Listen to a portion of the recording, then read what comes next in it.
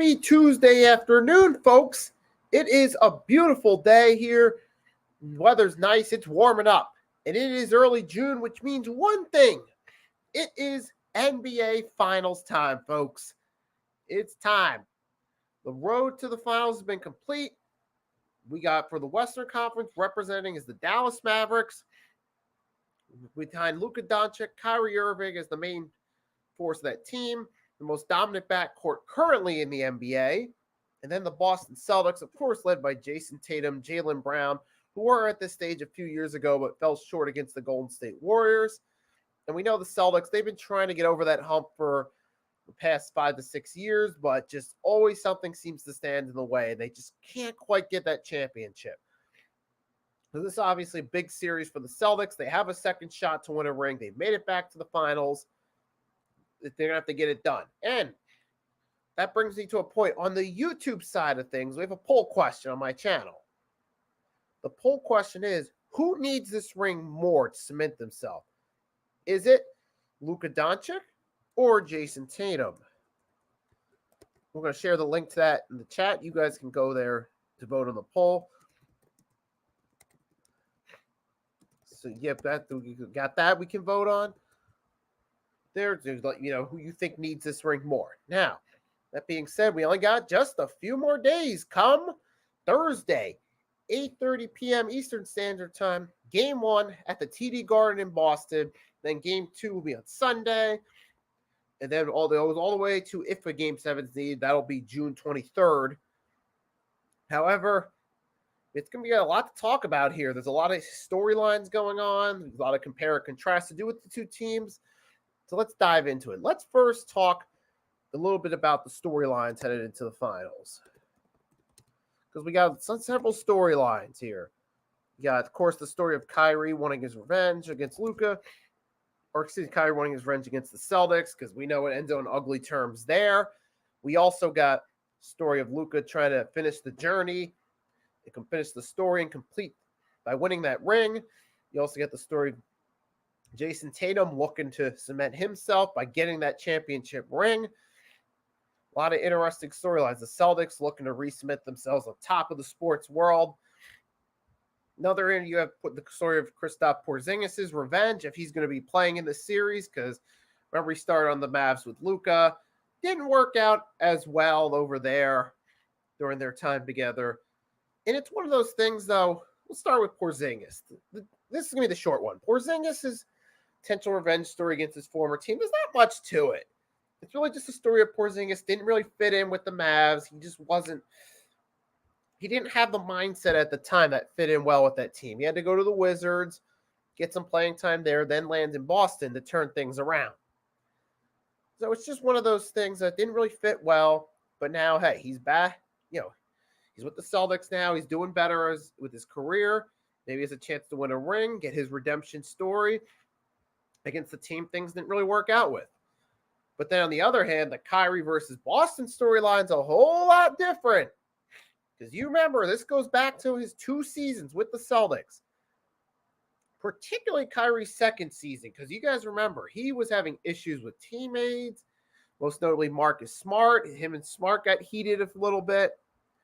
You had that right there. You also had, by the time he was done, the fans hated him and they could not wait for him to get traded. When he finally got traded to the Nets, the summer 2019, Celtic fans were happy and Kyrie was not happy with the organization. So there's an opportunity for him to get his revenge here. He's going to want to go off against his former team. So that's going to be a big storyline right there, Kyrie versus Boston. What a fitting way. And the crazy part is between Kyrie and Porzingis, one of these two players will get their road to redemption story. One of the two. Either Kyrie with the Mavs winning or Porzingis with the Celtics winning. Of course, the storyline of Luka to complete the cycle. He came all the way from Slovenia, little country bordering Italy. Not the place you think of typically when you think of NBA superstars.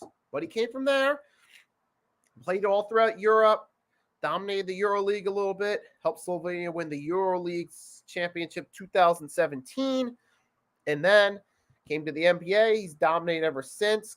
Couple All NBA nods, few All-Star games, first finals appearance. This is a chance for Luka to complete the story and potentially stake his claim as the next face of the NBA, because we're in that transition period where LeBron James is still there, but we don't really have a true face in the NBA. I mean, myself, we don't. So the point being is, if the Mavs can win, this could help cement Luka's face as next face of the league, because then he'll have one, Jokic will have one. I feel like Luka's more marketable of the two. The NBA would have more of a field day marketing Luka to be that next face. So if the Mavs win, that could be a step in that process. Those storylines, right? So you got a few storylines right there going on that could play a factor. And speaking of factors, now I'm going to discuss who I think is the X factor for each team. And you guys, of course, can comment in the chat. Let me know what you think. Always feel free to comment if you agree or disagree, or you have a different take. Whatever the case may be, feel free to comment. Now I'm going to talk about who I think is the X factor for each team. Now for Boston, I believe it's Derek White. Because all throughout the playoffs, opening round against the Heat, the second round against the Cavs, and the conference finals where they swept the Pacers, you saw Derek White was on his game. It played a factor in the outcomes. Like that one game, he had 5 points against the Cavs. That was the game they lost in the 5-game series. But all the other games, he got at least 10 or more. And Derek White has really come on for the Boston in this playoffs, really brought his A game, and it's played a difference in the outcome of their games. You see when he's on, he adds that extra spark beside Tatum and Brown, and that really has helped the Celtics dominate. So I feel clearly Derek White is the X factor. Can he keep that up against the Mavs, who are the toughest opponent that the Celtics have faced throughout the playoffs thus far? They made it through the Eastern Conference portion, but now the finals are going against the Mavs, but we'll get more into that part of it later. As of right, so that's the X factor there, Derek White for Boston. Now my X factor for the Mavs, it's been the guy who's been the X factor all playoffs. That's PJ Washington. Because PJ Washington, usually when he puts about 10, somewhere between 10 to 15 points, he gives them just that little bit of extra spark that they need offensively to win games. And he's done his part there. Of course, Luka, Kyrie, so far obviously the best backcourt in the NBA currently, but then you add that factor with PJ Washington. He can get you some points and he helps out. He's good, but let's take a look real quick. I'm going to pull up PJ Washington's stats and share it with you guys real quickly. So we're going to take a quick look there and show you how much of a factor he is. Now let's take a look. You see, right? Let's go through it. So look at throughout the Thunder series, 29, 27, 21, 10, and 9. But you saw some of those performances early in the series. He got over 20 points, and he was playing a big role in them winning that series. Then against the T-Wolves, he was averaging 10 or more. He got at least 10 in all 5 of those games, so he played a factor in that. And plus, he was getting some boards too. You see 7 in Game 5, 8 in Game 3, 7 in the opening game against the Wolves, 10 against the Thunder, and 12 to 10. You see, he was also getting some boards, which was playing a key role as well. That's another thing too. PJ Washington can get you some points, but he can also get those rebounds, which is going to be a big factor in this series as well. So I got PJ Washington as my X factor for the Mavs in this series. But you guys feel free to comment. Let me know who is your X factor for each team. So those are important details. Those are important details in how this will play up. Now we're going to take a look a little bit at how both teams match up head to head. So we're going to take a look at them statistically. We're going to look at their win-loss record, look at their points per game as a team on average rebound, all that stuff. We're going to take a look going on ESPN.com. We'll share the screen with you in a second.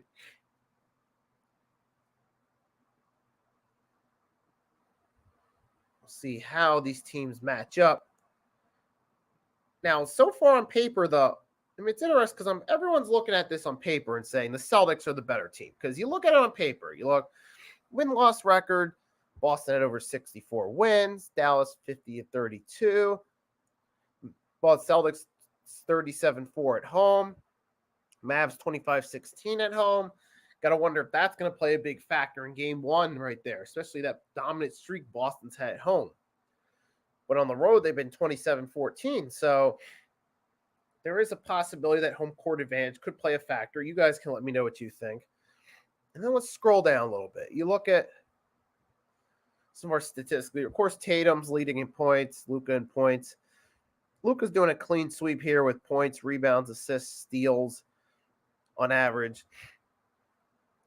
And of course, you look right here, another key factor with Derek White being the X factor. Look at his free throw percentage, 90% at the free throw line. And you also look, he's averaging the most blocks per game and the most assists with 5.2. So not only has Derek White been getting some points for us and getting buckets in this series. Look, Greg John, shout out for Greg John, shout out coming through. Thanks for joining on this Tuesday afternoon as we're discussing the finals.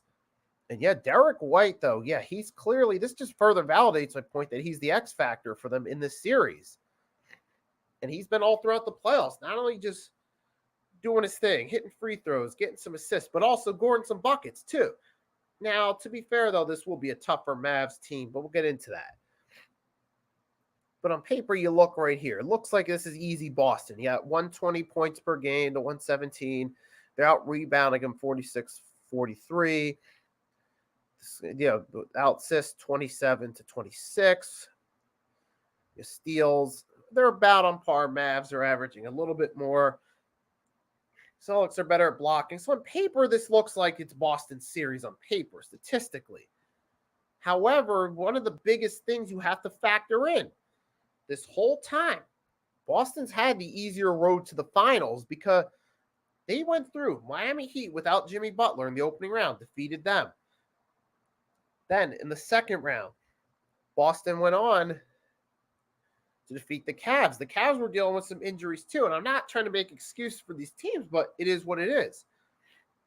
Then you got the conference finals. They did defeat an Indiana Pacers team who, mind you, a Pacers team that put up a good fight. And shout out to Blaze Radio, one of the co-hosts on the Pick and Roll podcast that we do every Wednesday, 5 p.m. on the Hardcore Sports Network and all of our respected channels with me, Blaze, Coach Ed Gladney, Next Shift Randy, and Mitch Kofsky. And yeah, so we will be talking about this there as well, too. So if you guys want to hear more NBA Finals talk after we're done with this stream, tune in tomorrow, 5 p.m. Eastern Standard Time. You'll have me and 4 other people on there, at least giving our takes. Yeah, and just point out, yeah, I'm going to feed off what I did here tomorrow. I'm going to reiterate some points on that one as well. So you get to hear me provide more analysis tomorrow as well as this stream right here. So tune into that. But yeah, we did get a little bit off subject though. Let's get back to it. Like we said, we're talk on paper, the Celtics look like the more dominant team on paper. But the biggest things you have to factor in that play in this are Boston, like I said, had the easier schedule. They had to go against depleted Heat and depleted Cavs team. That does play a factor. Whereas the Mavs, they've been playing against teams such as the Clippers, the Thunder, and the Timberwolves. 2 of those series they won. The Thunder and the Timberwolves were series on paper that we thought they could lose.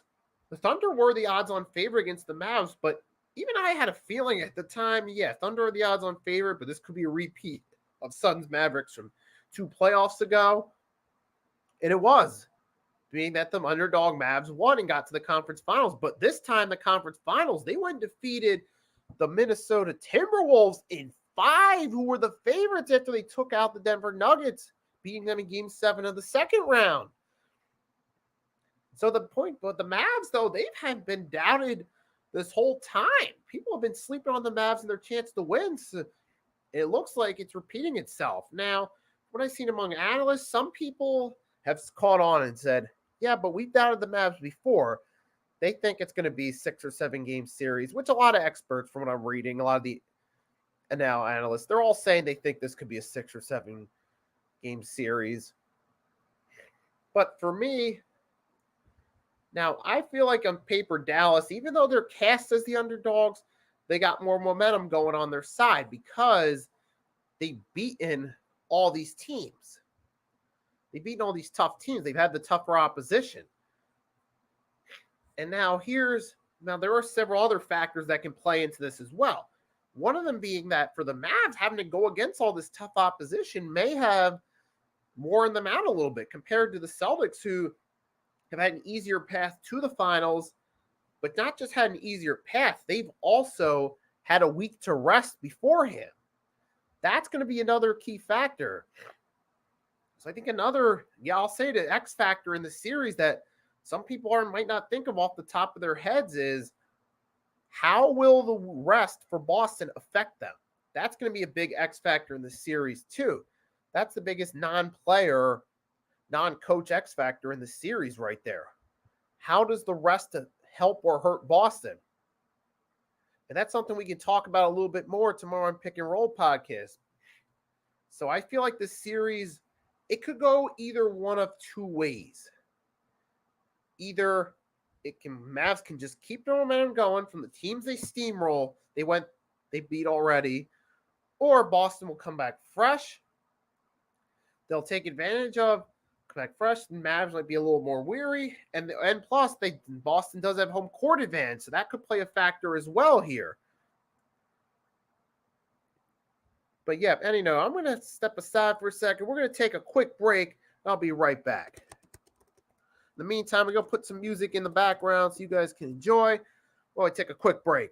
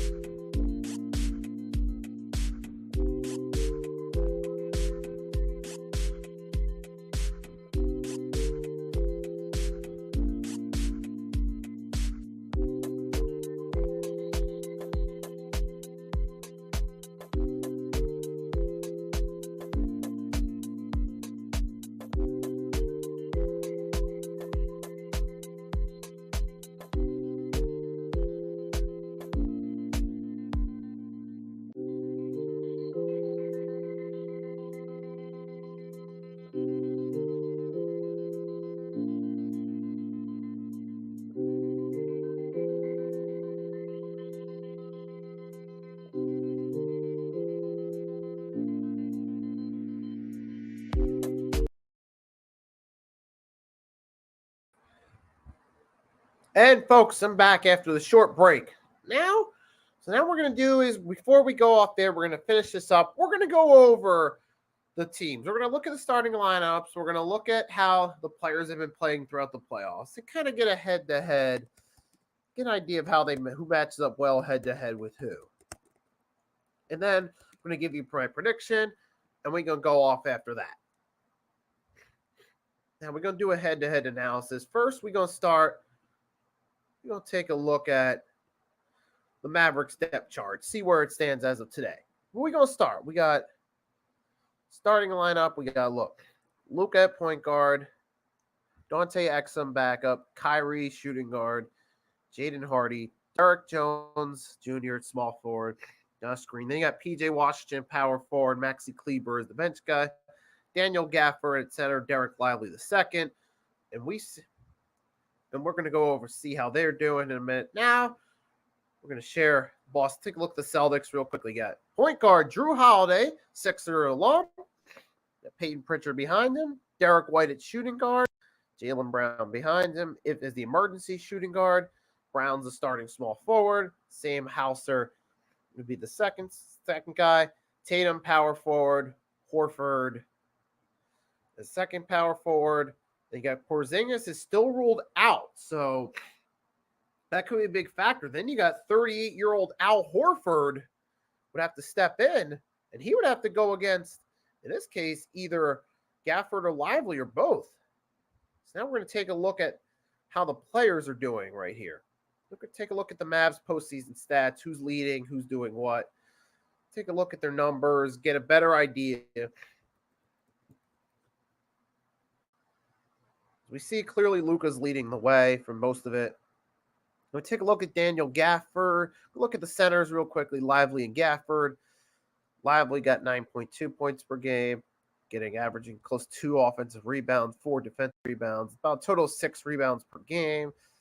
Will occasionally give you assists or still getting at close to 2 blocks. And then you still got a close to Derek Lively, averaging about a block, 2 assists, 7 rebounds per game, about 8 defensive and 3 offensive, and about averaging 9 points per game. So Lively and Gafford both coming to getting you points off the bench, somewhere between 9 to 10 per game on average. And Gafford can do more rebounding, and it looks like Al Horford is most likely to be the one matched against them. And for Horford, he is so far throughout this playoff, he's been stepping in for Porzingis. He's been averaging close to 10, about 2 rebounds, offense 5, defense. So he's averaging about 7 rebounds, about 2 assists. Al Horford's been doing pretty solid too statistically. But he's also been going head-to-head against weaker competition. Not to take away from Boston, but that is part of how it's playing out. They are playing against weaker competition, so that will play a big role in that right there for the center matchup. Whereas you see what's going on with the Mavs and their guys, they're balling out. They're absolutely on fire, lighting it up.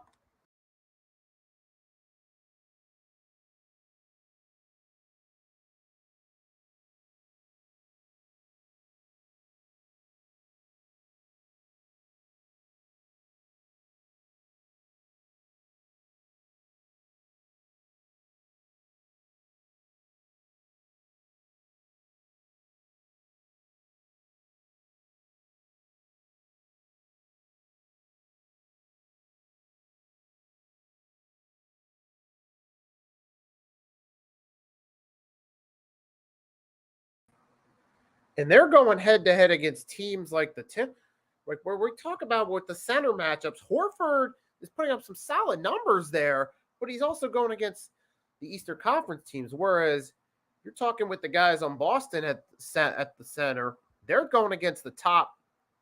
They're going against the top teams in the West, and they're still scoring getting close to 10 per game. So that looks like a better matchup right there on paper, right there at center.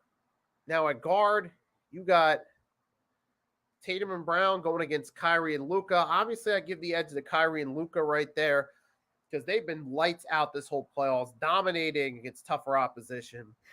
So I feel like at center especially with Porzingis being out and Celtics having to rely on Al Horford going against some of the younger guys there on the Mavs, that's not going to look out. It's not going to go too well there. So you get center and the backcourt. I give the edge to the Mavs for the starters.